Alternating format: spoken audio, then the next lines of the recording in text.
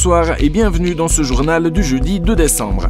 Les 14e journées du marketing horloger font la part belle aux marques de montres et à leurs ambassadeurs. Décodage de cette stratégie de communication sur fond de people.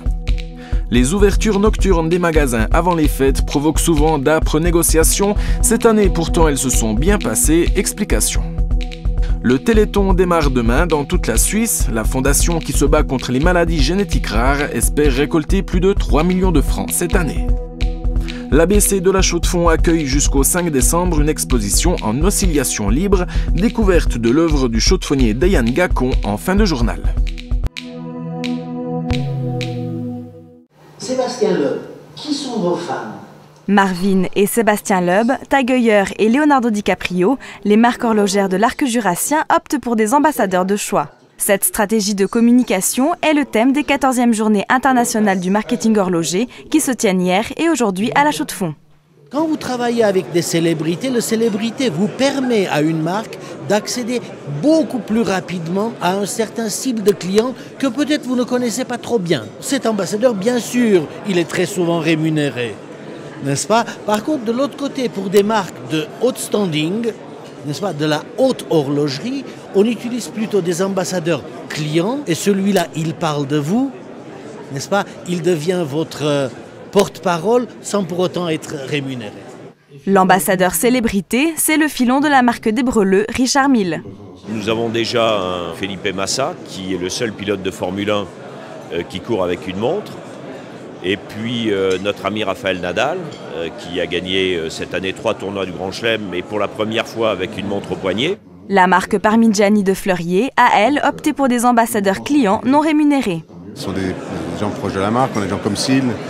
On a des gens qui sont on a beaucoup de gens très connus qui nous demandent de ne pas les citer aussi. Je ne sais pas pour ne pas dire de nom, mais on a des rois, des présidents de pays, des gens comme ça. Le cachet des ambassadeurs reste tabou. Quant au chiffre d'affaires qu'ils engendrent, quelques millions de chiffres d'affaires. Discrets, les ambassadeurs n'ont pas participé à ces journées. Tous, sauf un, Helvétus IV, roi de Suisse, ambassadeur de Plonk et Replonk, animateur de la journée. Ces ambassadeurs, tels de chatoyants papillons, déploient les ailes de leurs jets privés et s'en vont, poussés par la brise, polliniser de nouveaux marchés émergents. Qui dit Noël dit course au cadeau et comme tous les ans, des ouvertures nocturnes sont prévues et cette année, les négociations entre commerce, syndicats et communes sont passées comme une lettre à la poste. Les discussions ont pu avoir lieu en amont, c'est-à-dire entre les responsables des magasins, bien entendu, et les syndicats. Et c'est à noter aux annales peut-être, la réponse ou la demande est venue suffisamment tôt et la coordination a été parfaite entre la ville du Locle, de la Chaux-de-Fonds, Neuchâtel et n'oublions pas également la commune de La Tène, puisque ces 4 emplacements pourront être ouverts en même temps. En terre neuchâteloise, le Père Noël pourra faire le plein de cadeaux les samedis 11 et 18 jusqu'à 19h et les 21 et 23 décembre jusqu'à 21h30. En revanche, toujours pas d'ouverture dominicale puisque la dernière proposition du Conseil d'État a été rejetée par le peuple en mai 2009. On est actuellement en train de discuter pour la suite du dossier des heures d'ouverture des magasins dans le canton et j'espère qu'on pourra vraiment se mettre un petit peu à l'actualité nationale puisqu'effectivement on sait que du point de vue fédéral il y a en tout cas 4 ouvertures dominicales possibles et on espère que le canton pourra les reprendre dans leur loi. Reste que les horaires nocturnes sont parfois difficiles à tenir pour les petits commerçants. Claude-Alain Christen, maître boucher, travaille entre 80 et 90 heures par semaine et a déjà tenté l'expérience. Le résultat était insuffisant. J'estime qu'on est ouvert énormément toute l'année et puis le client qui désire venir chez nous a les heures pour venir.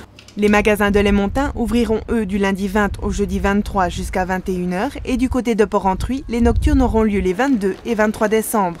Et maintenant que l'on connaît les horaires d'ouverture, il ne reste plus qu'à trouver les bonnes idées cadeaux.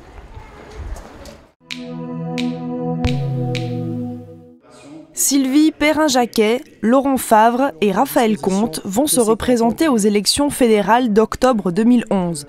Le Parti libéral radical neuchâtelois affirme ainsi son souhait de maintenir ses 2 sièges au Conseil national et son siège au Conseil des États. L'Assemblée générale du parti doit encore valider ce choix. Dans son programme politique, le PLRN entend soutenir la formation, créer des places de travail et développer les transports publics dans le canton de Neuchâtel. En ce qui concerne les autres partis, aucune candidature n'a encore été confirmée. Le contrat de prestation entre la police cantonale et celle de la Chaux-de-Fonds a été revu. Après 1 an et demi de négociations, l'État et la ville ont signé un nouveau contrat qui allège un peu les charges de la métropole horlogère puisqu'elle financera davantage le SDP et moins le PDP. Pour rappel, le SDP est le service du domaine public qui s'occupe du stationnement des véhicules et des contraventions. Ils sont habillés en gris et coûtent moins cher. À ne pas confondre avec le PDP, la police de proximité qui, elle, est armée et toute de bleu vêtue. Avec ce nouveau contrat, la ville de la Chaux-de-Fonds créera 2 postes supplémentaires dans le SDP pour verbaliser les automobilistes mal garés, son gros problème. Elle en supprimera 3 à la police de proximité sans pour autant procéder à des licenciements. Avec cette opération, la ville économisera 460 000 francs par an.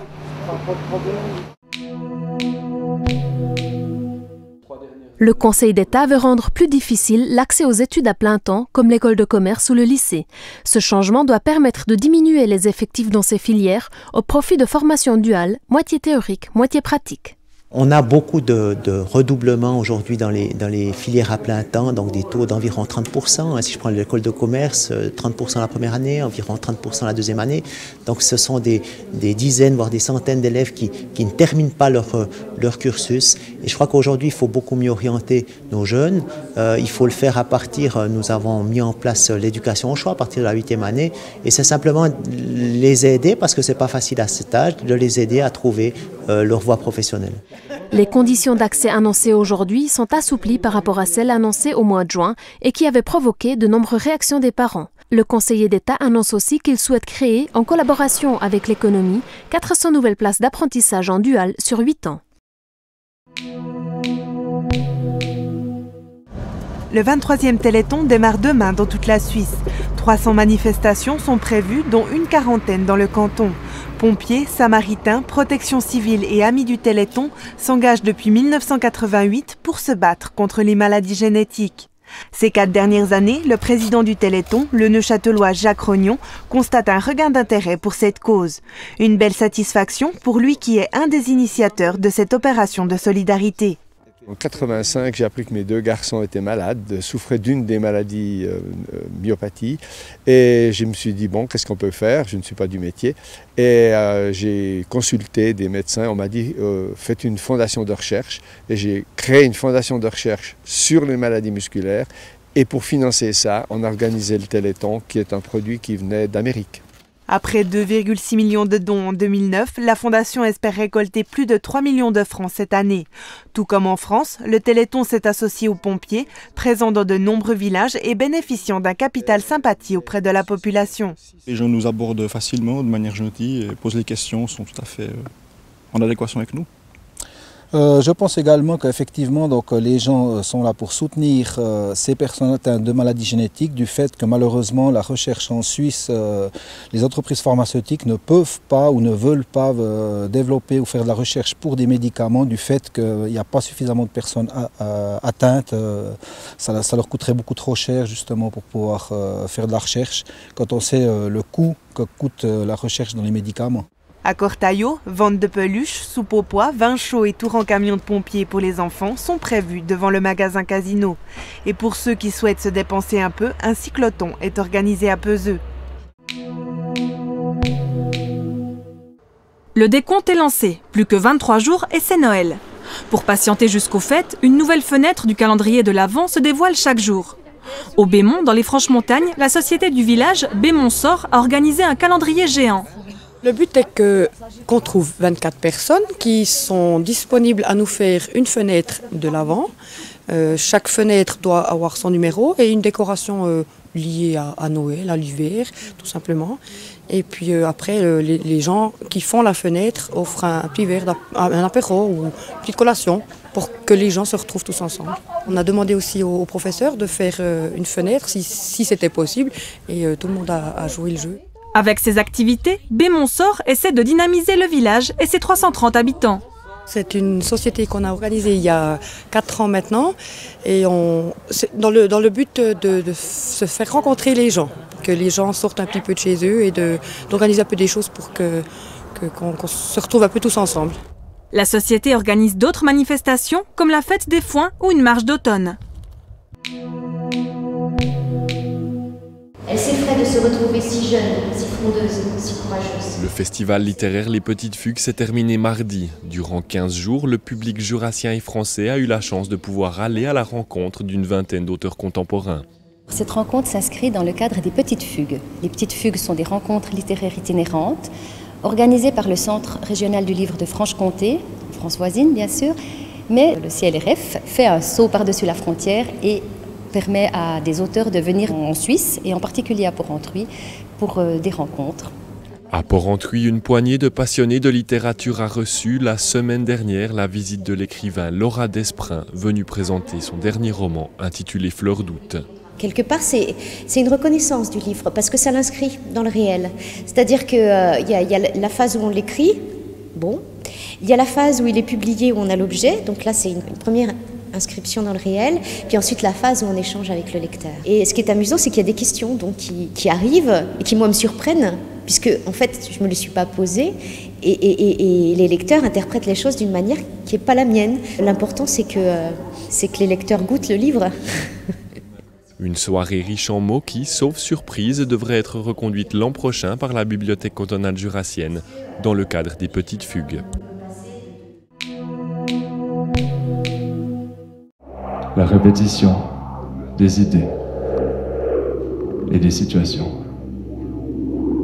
Lecture sur fond de musique électro, méli-mélo de textes et photos, le théâtre de l'ABC de la Chaux-de-Fonds est mis sans dessus-dessous par l'écrivain chaux-de-fonnier Dayan Gacon et le plasticien américain Kid Brown. Alors ce soir, c'était le deuxième jour d'une exposition en oscillation libre, comme on l'a appelé. Une exposition qui mélange texte et photos, mais qui se modifie d'un jour à l'autre, qui évolue, qui se transforme. Une asymétrie. L'écrivain, qui a publié un roman l'an passé, a cherché un type d'écriture plus spontanée et directe, tout en gardant un fond philosophique. Les influences communes ou pas, ou les choses qui nous interpellent dans l'art ou dans la philosophie ou dans la littérature sont également intégrées à ce projet, effectivement. Ça participe plus à la partie plus réflexive ou plus proche de l'essai ou comme ça. La mise en musique et la lecture du texte sont venues après coup. Peut-il être ainsi sublime ? Le texte, comme la photographie, fige la réalité, il la fixe, il la cristallise. Et la musique est plus proche du mouvement, plus proche de la respiration, de la vie. Et d'ailleurs, on entend le rythme cardiaque de notre mère alors qu'on est encore aveugle. Il y a aussi ce côté, avant l'image, il y a peut-être la musique et le mouvement aussi. Et l'image et le langage viennent pour fixer ça. L'exposition se poursuit jusqu'au 5 décembre. Pour les noctambules, les portes de l'ABC seront ouvertes jusqu'à 2h ce week-end, avec des lectures à 20h et minuit.